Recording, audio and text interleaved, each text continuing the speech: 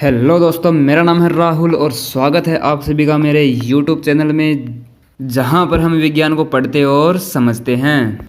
एक विशेष बात मैं आपको पहले ही बता देता हूं कि यहां पर आपको प्रत्येक क्लास की साइंस की बुक का कंप्लीट कोर्स मिलने वाला है।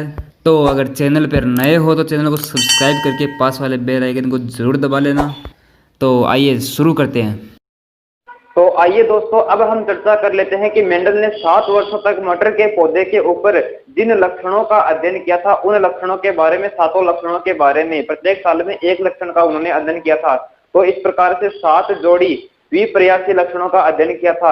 अब ये विपर्यासी लक्षण क्या होते हैं? जो मतलब गुणों में एक दूसरे के विपरीत हो, ऐसे बोल सकते हैं हम। तो वो 7 लक्षण कौन कौन से, उनके बारे में पढ़ेंगे और उन 7 लक्षणों में से कौन सा लक्षण प्रभावी है और कौन सा लक्षण अप्रभावी, उनके बारे में भी हम देखेंगे। अब ये सर प्रभावी और अप्रभावी लक्षण क्या होता है, विपर्यासी लक्षण क्या होते हैं, ये थोड़ा डिफिकल्ट हो रहा है हमारे लिए, है ना। तो दोस्तों, प्रभावी और अप्रभावी लक्षण क्या होते हैं, इनके बारे में देखिए। मेंडल ने बताया था कि जो मटर के पौधे हैं वो 2 प्रकार के पौधे मिलते हैं, लंबा और बोना पौधा, 2 प्रकार के पौधे मिलते हैं। अब उन दोनों पौधों के बीच में उन्होंने क्रॉस संकरण करवाया था। तो उन्होंने देखा कि F1 पीढ़ी के अंदर ज्यादातर पौधों की लंबाई है वो अधिक मिली, मतलब ज्यादातर पौधे अपने को लंबे मिले। तो उन्होंने बोला कि लंबाई वाला फैक्टर होता है वो प्रभावी होता है। पौधे की लंबाई के बारे में देखें, लंबा और बोना, तो लंबाई वाला फैक्टर है वो ज्यादा प्रभावी है ना, और बोना है वो कम प्रभावी है, इसलिए उसको अप्रभावी लक्षण बोलते हैं। तो देखते हैं उन्होंने 7 लक्षण, कौन कौन से 7 लक्षणों के बारे में अध्ययन किया था, उनके बारे में देखते हैं। तो सबसे पहले हम मटर के बीज की आकृति के बारे में देखें तो मटर के बीज हमें 2 प्रकार के मिलते हैं। जिस प्रकार से हम बचपन में कंचे खेलते तो कंचे एकदम गोलाकार होते हैं, उसी प्रकार अगर हम वो कंचे मारते थे किसी दूसरे कंचे को तो फूट जाते थे, मतलब उसके अंदर झुर्रियां पड़ जाती थी। इसी प्रकार हम बोल सकते हैं मटर के पौधे भी 2 प्रकार के होते हैं, उनकी आकृति, एक तो गोलाकार और एक झुर्रीदार। अब कौन सा लक्षण प्रभावी होता है, जो F1 पीढ़ी के अंदर ज्यादातर मिलेगा वही प्रभावी होगा।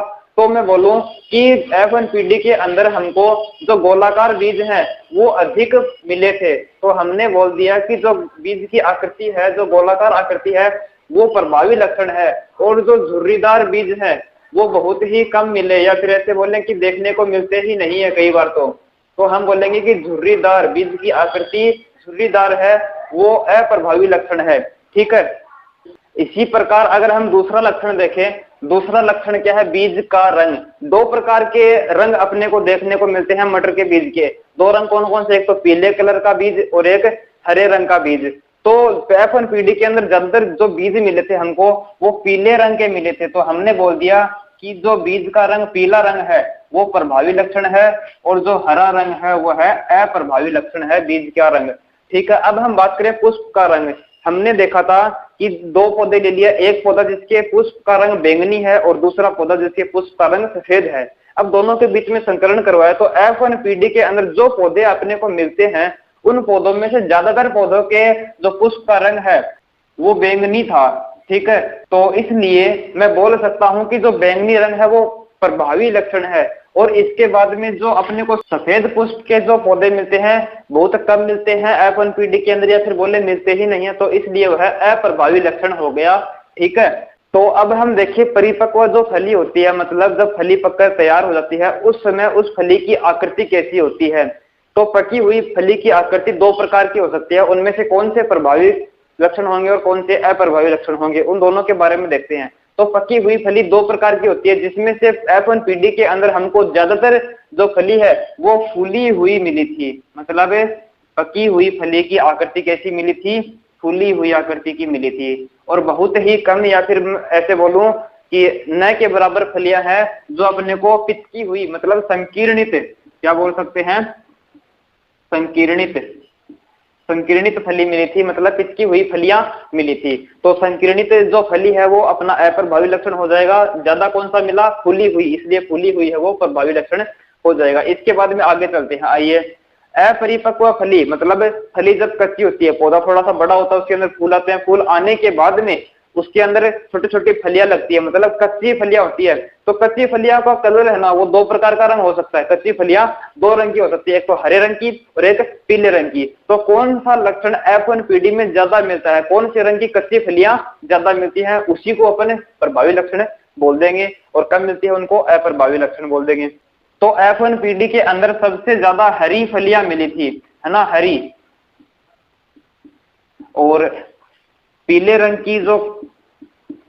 की कच्ची फलियां बहुत कम मिलती हैं या फिर न के बराबर मिलती हैं, वो इसलिए अप्रभावी लक्षण हो जाएगा। अब हम बात करें पुष्प की स्थिति। अब देखो, जो भी कोई भी पौधा होता है दोस्तों, देखो इस प्रकार से कोई पौधा होता है ना, ये उसकी मेन तना होता है, तना। अब तने में से शाखाएं निकली होती है ना, छोटी छोटी शाखाएं निकली होती है, कहीं कोई किधर से कोई किधर से।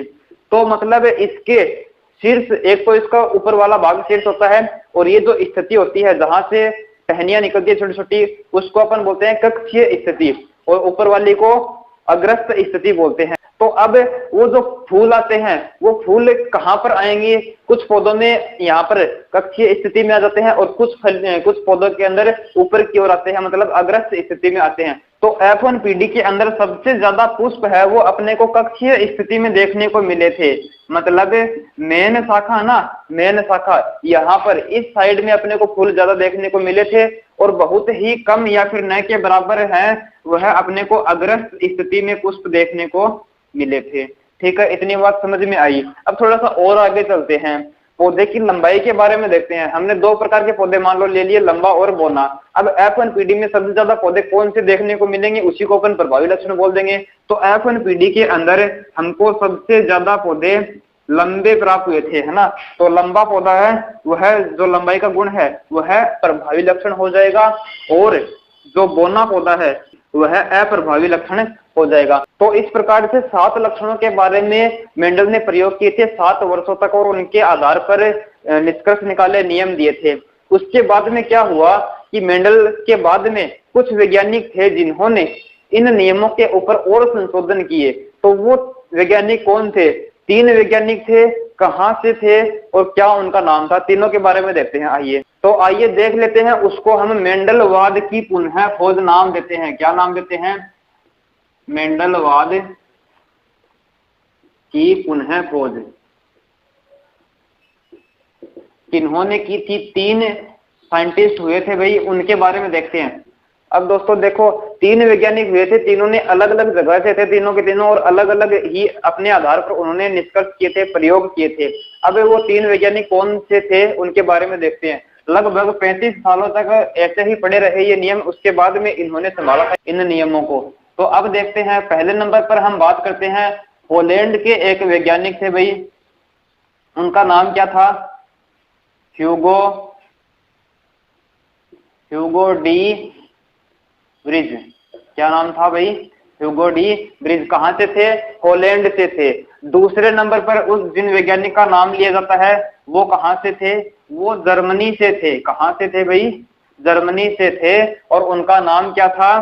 कार्ल कोरेंसन। क्या नाम था? कार्ल कोरेंसन। इन्होंने भी मेंडलवाद की पुनः खोज की थी, अपने ही आधार पर की थी। तीसरे नंबर पर हम नाम लेते हैं जहां से मेंडल थे। कहां से थे मेंडल? ऑस्ट्रिया के थे। तो ऑस्ट्रिया के ही एक और वैज्ञानिक थे, एक और आदमी थे भाई।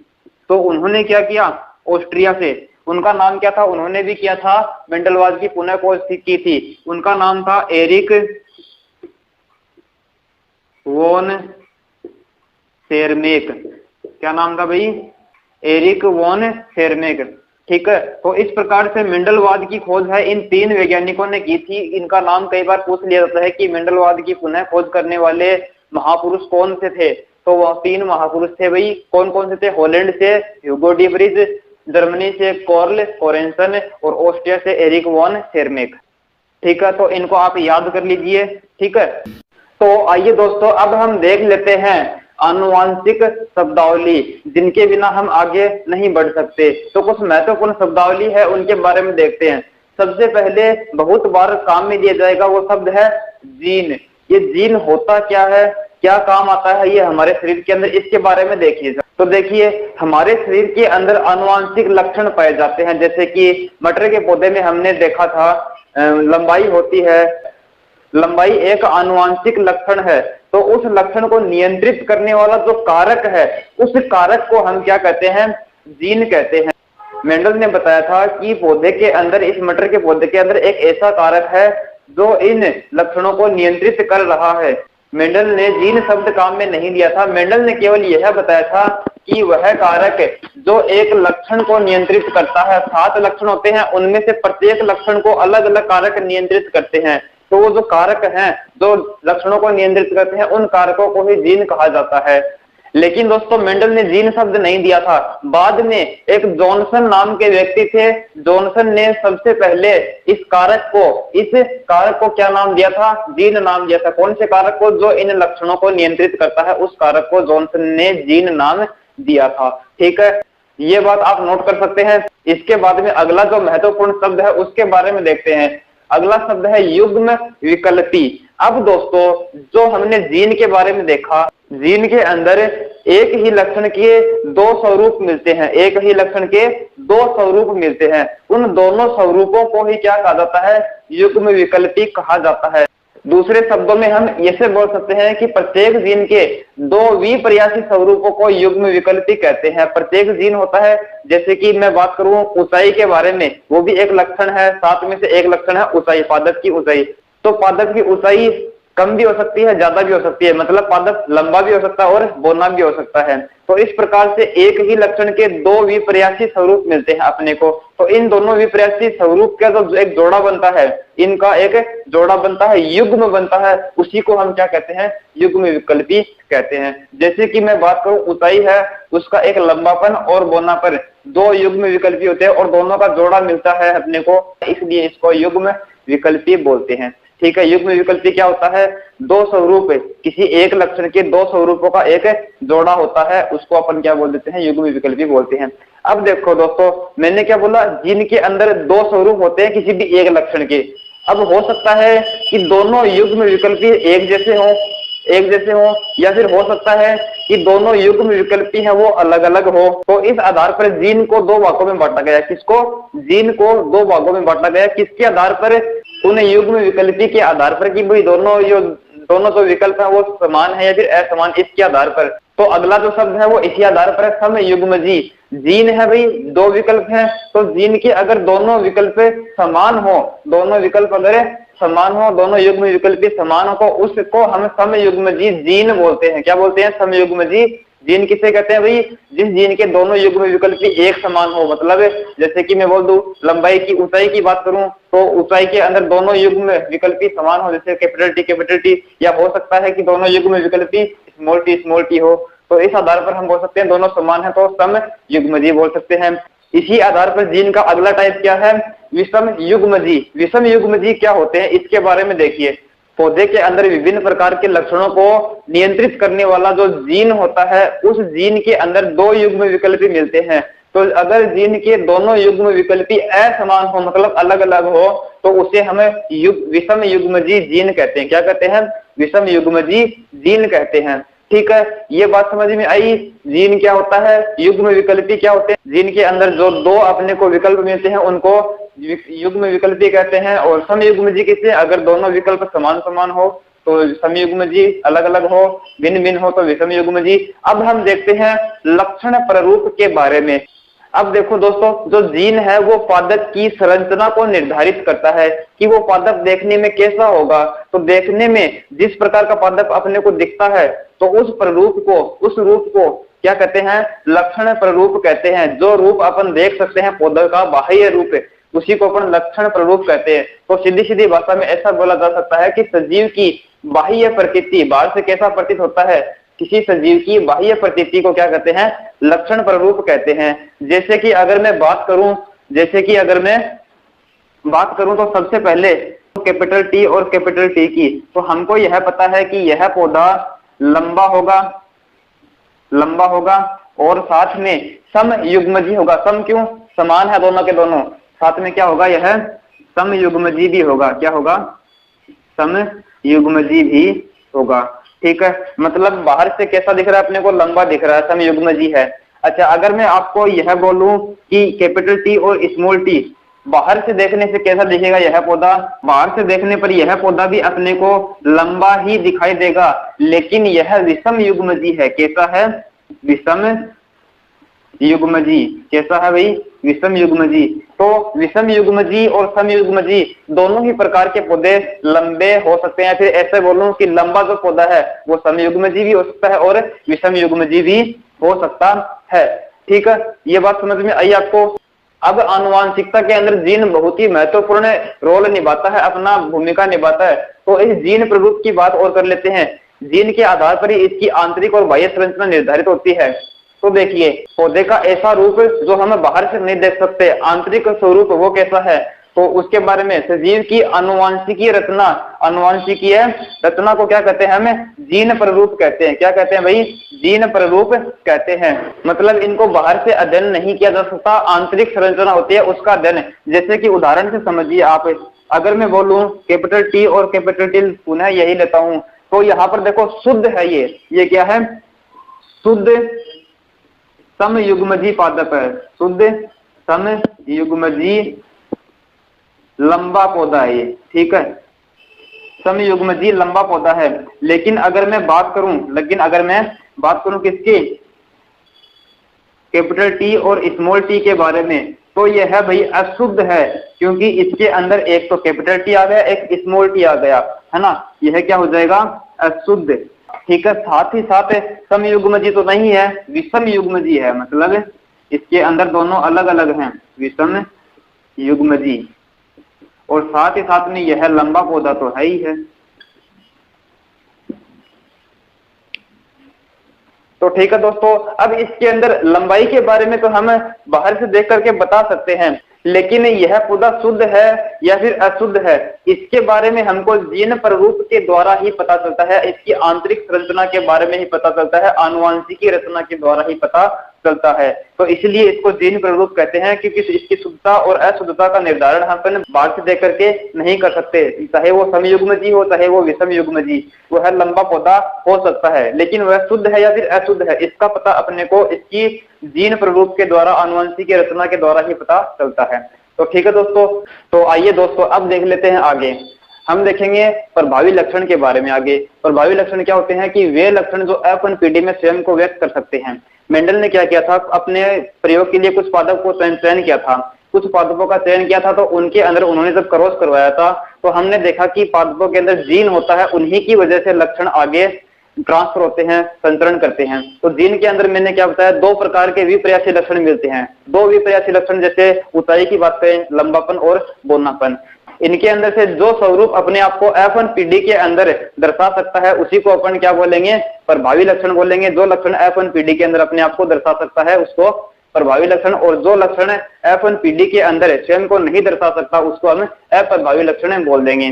ठीक है, तो परिभाषित कैसे करेंगे? प्रभावी लक्षण वे लक्षण जो F1 पीढ़ी में स्वयं को दर्शा सकते हैं, प्रभावी लक्षण, और अप्रभावी लक्षण वे लक्षण जो F1 पीढ़ी में स्वयं को व्यक्त नहीं कर पाते, अप्रभावी लक्षण होते हैं। अब बात करते हैं एकल संकर संकरण की। मैंने बताया कि मेंडल ने जब प्रयोग किया था अपना, तो उन्होंने एक समय में केवल और केवल एक लक्षण की वंशागति के ऊपर ही अध्ययन किया था, है ना?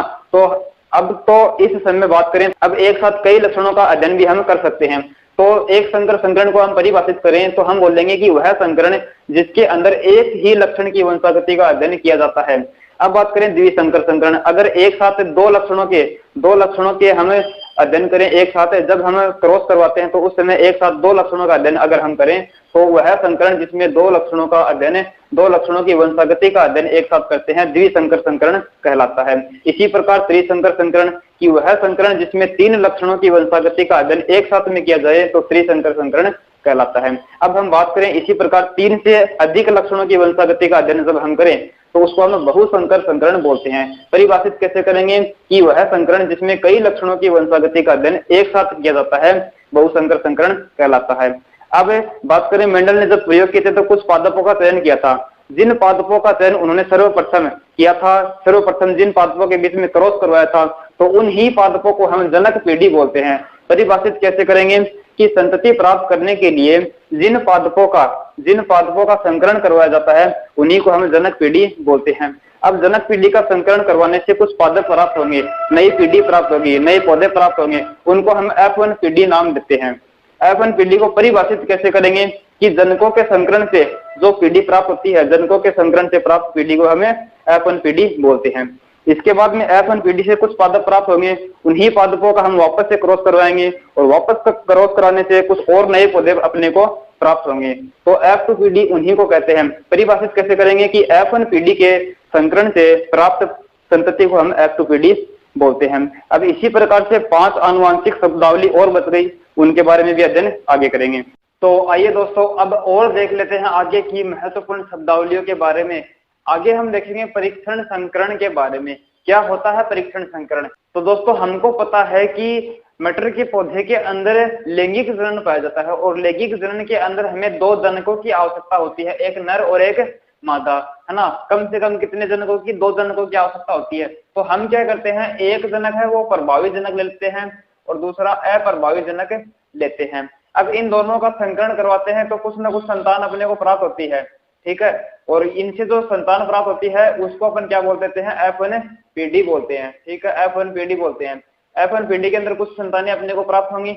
अब जो ये संतान प्राप्त हुई है F1 पीढ़ी, इस F1 पीढ़ी के ही एक पादप को लेकर के हम इसका संकरण करवाएंगे जनक पीढ़ी वाले अप्रभावी लक्षण, है ना, अप्रभावी लक्षण वाले जो जनक है उसके साथ में हम करवा देंगे। F1 पीढ़ी के किसी पादप का संकरण हम करवाएंगे जनक पीढ़ी के अप्रभावी लक्षण वाले जनक के साथ में। तो हम इसको इस प्रकार से समझते हैं परीक्षण संकरण। क्या होता है परीक्षण संकरण? वह संकरण जिसमें F1 पीढ़ी का संकरण, F1 पीढ़ी का संकरण जनक पीढ़ी के अप्रभावी लक्षण प्ररूप वाले जनक के साथ करवाया जाता है। आपको समझ में आएगा, ये है जनक, ये क्या है, जनक है, और ये F1 पीढ़ी। तो इस प्रकार के संकरण को हम क्या बोल देंगे, परीक्षण संकरण बोल देंगे। अब दोस्तों छोटे छोटे 2 परिभाषाएं और हैं, एक संकर अनुपात और द्विसंकर अनुपात। हमने एक संकर संकरण देखा है जिसके अंदर केवल और केवल एक ही लक्षण की वंशागति का अध्ययन करते हैं। तो उस प्रकार के संकरण के अंदर, एक संकर संकरण के अंदर जो अनुपात अपने को प्राप्त होते हैं उसी अनुपात को हम एक संकर अनुपात कहते हैं। आगे पढ़ेंगे प्रयोग के अंदर एक संकर अनुपात क्या है, अनुपात वो। तो अभी यही समझिए आप कि एक संकर अनुपात वह अनुपात होता है जो एक संकर संकरण करवाने से जो अनुपात प्राप्त होता है, एक संकर अनुपात। अब द्विसंकर अनुपात ये क्या होता है भाई? ये देखो, जब हम द्विसंकर संकरण करवाएंगे तो उससे अनुपात प्राप्त होगा, उस अनुपात को हम क्या बोल देंगे, द्विसंकर अनुपात बोल देंगे, ठीक है। नॉर्मल सी परिभाषा है, इजी है एकदम। अब देखते हैं संकर पूर्वज या फिर बोले पश्च संकरण, ये क्या होता है? देखो हम बोलेंगे कि वह संकरण जिसमें F1 पीढ़ी का संकरण जनकों में से किसी भी एक के साथ करवा दिया जाता है, संकर पूर्वज कहलाता है। देखो हमने यहाँ पर क्या बोला था कि जनकों के संकरण से F1 पीढ़ी प्राप्त होती है। अब F1 पीढ़ी का संकरण अगर अप्रभावी लक्षण प्ररूप वाले जनक के साथ करवाएंगे तो उसको हम बोलेंगे परीक्षण संकरण।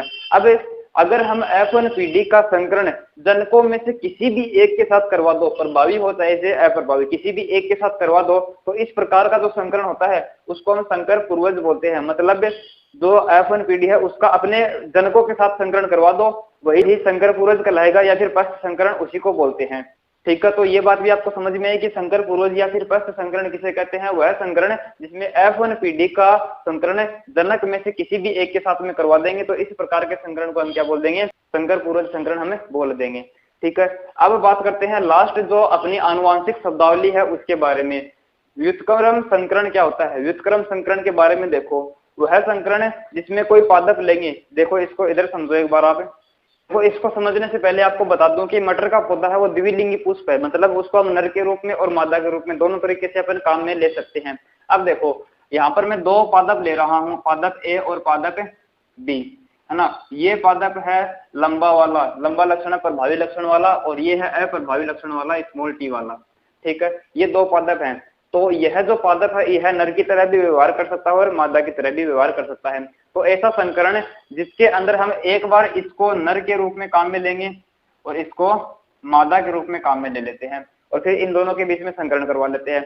इसके बाद में हम क्या करते हैं, इसका जो ए पादप है उसको हमें मादा के रूप में काम में लेते हैं। क्या? मादा के रूप में काम में लेते हैं, और इसको किसके रूप में काम में लेते हैं? दूसरी बार में नर के रूप में। इन दोनों के बीच में संकरण करवाते हैं, ठीक है, मतलब ए पादप है उसको एक बार नर के रूप में और एक बार मादा के रूप में जब हम काम में लेकर के प्रयोग करते हैं, संकरण करवाते हैं इन दोनों के बीच में, तो इस प्रकार के संकरण को हम व्युत्क्रम संकरण बोलते हैं। मतलब एक दूसरे को हम चेंज कर देते हैं इनके जननांगों को। ठीक है, तो अब इसकी परिभाषा देख, वह संकरण जिसमें ए पादप मतलब टीटी को एक बार नर के रूप में तथा बी पादप मतलब स्मॉल टीटी को मादा के रूप में काम में लिया जाता है, प्रयुक्त किया जाता है, तथा दूसरे संकरण में ए पादप को मादा के रूप में और बी पादप को नर के रूप में काम में लेते हैं। देखो क्या किया, सबसे पहले इसने एक बार नर के रूप में और बी को मादा के रूप में, यहाँ पर ए को मादा के रूप में और बी को नर के रूप में काम में लेते हैं। तो इस प्रकार के संकरण को हम व्युत्क्रम संकरण बोलते हैं। तो इस प्रकार से ये जो छोटी छोटी शब्दावली है ये आपको माइंड में रखनी है। आगे जब हम मेंडल के 3 नियम पढ़ेंगे तो उनके अंदर ये छोटी छोटी जो शब्दावली है ये अपने काम आएगी। ठीक है, तो ठीक है दोस्तों, अगले पार्ट में हम देखेंगे मेंडल के 3 नियम और उन नियमों का महत्व है। तो आशा करता हूं दोस्तों मेरे द्वारा दी गई जानकारी आपको समझ में आई होगी। अगर आपको वीडियो अच्छा लगा है तो चैनल को सब्सक्राइब करके लाइक वाला बटन दबाकर हमेशा की तरह आप अपना प्यार दर्शा सकते हैं। मिलते हैं अगले वीडियो में, तब तक के लिए धन्यवाद।